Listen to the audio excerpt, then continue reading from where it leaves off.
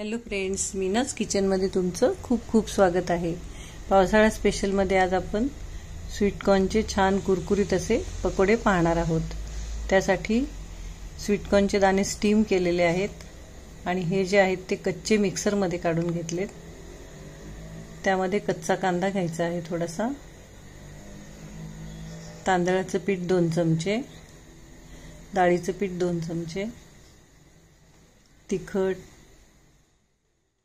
मीठ, हळद, कोथिंबीर आणि ओव्याची पानं जी आहेत ती मी लांब लांब चिरून घेतली। त्याचा खूप छान स्मेल येतो ह्याच्यामध्ये। आणि पाणी न वापरता आपण ते सगळं व्यवस्थित मिक्स करून घ्यायचं आहे। त्यामध्ये आता थोडंसं लिंबू पिळूया आणि 4 दाणे साखर टाकायची आहे थोडीशी। लिंबू आणि साखरेमुळे सुद्धा खूप छान टेस्ट येते।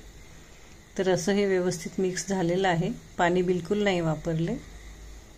2-2 चमचेच आपण तांदळाचं आणि डाळीचं पीठ टाकलेलं आहे। तेल तापलेलं आहे, छानसे छोटे छोटे पकोडे आपण करून घेणार आहोत। याआधी पण मी तुम्हाला एक वेगळ्या प्रकारचे स्वीट कॉर्नचेच पकोडे दाखवलेले आहेत। यामध्ये अख्खे दाणे घातलेले आहेत आपण। ते अख्खे दाणे घातल्यामुळे एखाद दिवस तेलात फुटू शकतात, तर तेच तुम्ही आपण काळजी घ्यायची आहे। तर असे हे कुरकुरीत आणि छानसे पकोडे तयार झालेले आहेत।